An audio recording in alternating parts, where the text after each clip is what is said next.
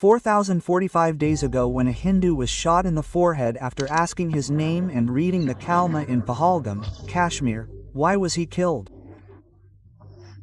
What was the motive behind it? Dead Hindus have nothing to do with this. We don't know why Pakistan attacks India. We are still confused whether India is fighting terrorism or Pakistan, and even the Indian government doesn't know whether terrorism has any religion or not. We don't know for how long this battle will be fought. Why is India fighting, or what is the parameter of our victory? We don't know for how long Hindus will be targeted and killed, God knows. And this delegation of the Indian government is roaming around the world declaring Pakistan as terrorist. No one knows what will be achieved by this. Why and what are the people of this country doing for which a soldier is ready to die daily on the border and is dying? What is it that no big celebrity opinion maker or influencer can openly support Hindus? Can't call Pakistan terrorist? How will all the problems end after Pakistan takes over occupied Kashmir, and will a Hindu never be killed by asking his name again after Operation Sindoor? Will he not be killed? The answers to all these questions should have been known to every Indian for the last 40 days. But how many know? How many have clarity about what is going on? Because no one is ready to tell. They do not have the courage to speak the truth openly about what is the root of this whole disease and how can we end it. Look, neither do I work for YouTube algorithms, nor have I come here to please everyone or to become good in their eyes. I am running everything with the financial support of people and the money I have collected myself. I do not consider myself to be a Taram Khan, but based on the knowledge I have and the intellectual capacity, I have prepared such a video that I promise I will clear everything. I especially request Hindus with folded hands to give me 5 to 10 minutes.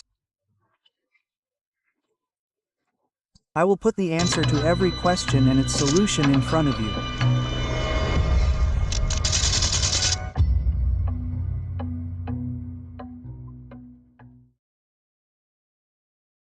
The 20th of November 1979, thousands of Muslims gather around the famous mosque of Mecca, Kaaba, Saudi Arabia. Then indiscriminate gunfire starts from inside the mosque.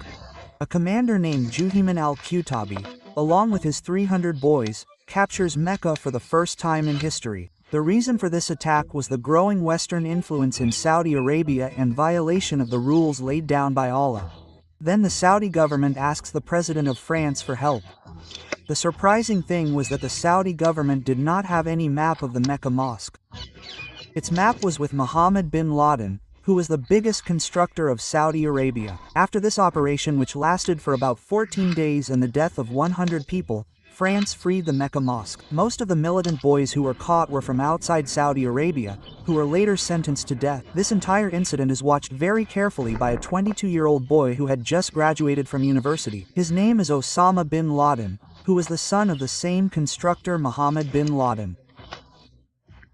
This was the time when Russia had occupied Afghanistan and now it wanted to occupy Pakistan. Fearing Russia, Pakistan asked Saudi Arabia for help. One of the intelligence agents of Saudi Arabia was Osama bin Laden's teacher, who asked Osama to reach Afghanistan and help the Mujahideen boys there. An engineer by profession and a 23-year-old boy from a very rich family sees this war in Afghanistan as a war of Muslims, an Islamic jihad, a holy war, and in 1980 Osama bin Laden reaches Lahore, Pakistan. Now pause this video here and search. Who is the father of jihad? In Peshawar, Laden meets Abdullah Azam, the father of jihad. Abdullah Azam had created such stories of jihad that if someone listens to them once, he would be ready to blow himself up for Allah. Now Abdullah Azam's new right hand was Osama bin Laden, who shows Laden the dream of political military jihad all over the world. Now America with arms, Saudi Arabia with money, and Laden with jihadis from all over the world builds a network of training camps, madrasas, and combat training in Pakistan. Laden calls this war of Russia as Afghan jihad. And this entire jihad was fought on only one slogan: that I want to fight, I want to die, I want to fight, and I want to die for Allah.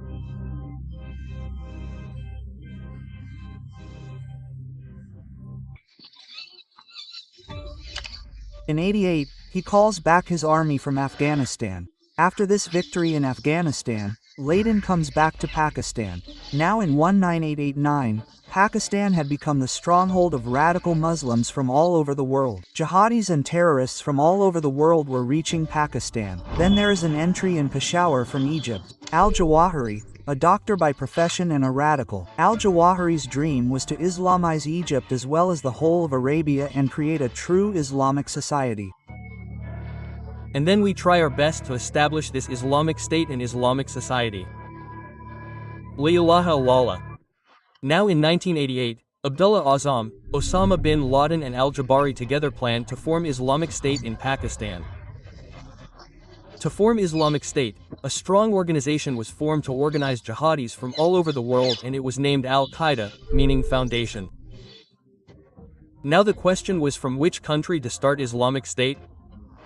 No consensus was reached on any one country, and it was decided that all jihadis should go to their respective places and train mujahideen and do jihad.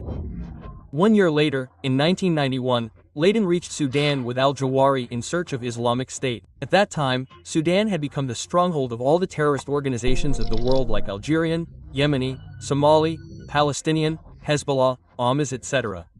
Bin Laden had a lot of money. With this, along with training jihadis, he started exporting terrorism to the world. After some time, Laden came under the sights of America, and seeing the increasing pressure, Laden again reached Pakistan. Afghanistan of 1996 was not the same as before. Now Afghanistan was being run by the Muslim fanatic Taliban, whose leader was Mullah Omar. Now under the protection of Mullah Omar, Osama bin Laden prepares the plan of global jihad. During this time, Laden meets the mastermind of terrorism, Pakistani native engineer Khalid Sheikh Mohammed. Now 4 special men of Al-Qaeda, Al-Jawari, Osama bin Laden, Khalid Sheikh Mohammed and Abu Musab al-Suri, who was Laden's camera person, all together started building the army of Global Islamic Army Caliphate. Now the Mujahideen boys joining Al-Qaeda started getting monthly salary, health, insurance, special holidays and all those things which I cannot talk about.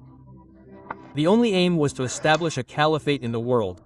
A few years later, on 2001, the attack carried out by Osama inside America laid the foundation of global Islamic Jihad. After this, Laden went back to Pakistan with al-Jawari. Now Osama bin Laden knew that his death was certain, and he was later killed in Pakistan in 2011. But he left behind the jihad of his dreams. Al-Jawari in Pakistan, Mullah Omar in Afghanistan, Abu Musab al-Suri for jihad in Europe, and Laden's disciple al-Zarqawi in Syria and Iraq. This new generation now took command of the global Islamic Jihad and the army of the Caliphate. But after Zarqawi's death in 2010, Abu Bakr al-Baghdadi took his place. Baghdadi is the biggest face of Sunni terrorism in this world. Baghdadi had become so powerful that in 2014 he declared himself the caliph by announcing the caliphate for the first time in the world. And this was the jihad of Osama bin Laden's dreams. Political military jihad Islamic State is not just a terrorist organization, it is an administration. There is an army which has a leader, a mission, resources, vehicles and equipment, which fights a war whose only aim is to establish the law of Allah on the land of Allah and rule of caliphate on it and nothing else, and unfortunately no political power on this earth can end it at present. This long boring story that I have forcibly told you is not to impart knowledge or to pass your time. This story was necessary for what I wanted to tell. Now in the next 2 minutes you will understand the entire India-Pakistan war. For this, let us go to the very beginning of this video. The name of the militant group that captured Mecca in 1989 was Ikhwan. When Saudi started eliminating this group, its members joined the Afghan Jihad in 1980 to fight Russia. There, the jihadis of this group were trained by Osama bin Laden. One of those jihadis was Hafiz Shahid, who fought with Laden for many years in the Afghan Jihad. Happy with the Afghan victory and the work of Hafiz Shahid, Laden and his mentor Abdullah Azam formed Markaz Dawah ul Irshad MDI, or Jamaat ul Dawah Jihadi terrorist organization with Hafiz Shahid. One wing of this organization was led Lashkar Taiba, whose command was handed over to Hafiz Saeed. In 1990, Laden formed small terrorist organizations for global jihad. One of them was Lashkar-Taiba, whose sole aim was Kashmir Jihad. This war is going on, and inshallah we will win this war in Kashmir as well. We will win everywhere. For this, a jihadi organization like Hizbul Mujahideen was also formed in Pakistan-occupied Kashmir in 1990, whose leader was Burhan Wani. All these jihadi organizations got full support from Pakistan and ISIS for their benefit. This was the time when there was maximum insurgency and militancy in Kashmir. This was the time when Kashmiri Hindi Pandits were killed and driven out of Kashmir. After this, when the Indian government released Maulana Masood Azhar in the year 2000, he formed a terrorist organization called Jaish-e-Mohammed. Now, following the pattern of jihad all over the world, terrorist organizations like Lashkar-Taiba, Jaish-e-Mohammed, Hizbul Mujahideen in collaboration with Pakistan's ISI carried out terrorist attacks like Mumbai 261 Parliament attack, Pulwama, Pahalgam, Pathankote in the name of Kashmir Jihad, and targeted and killed Indian soldiers. You think this is a joke? You laugh. Luxurious palaces in the world of paradise with 72 houris, young beautiful asparas who never grow old. Listen, this may be the subject of your joke, but this is true in the mind of every jihadi. Their life begins only after death.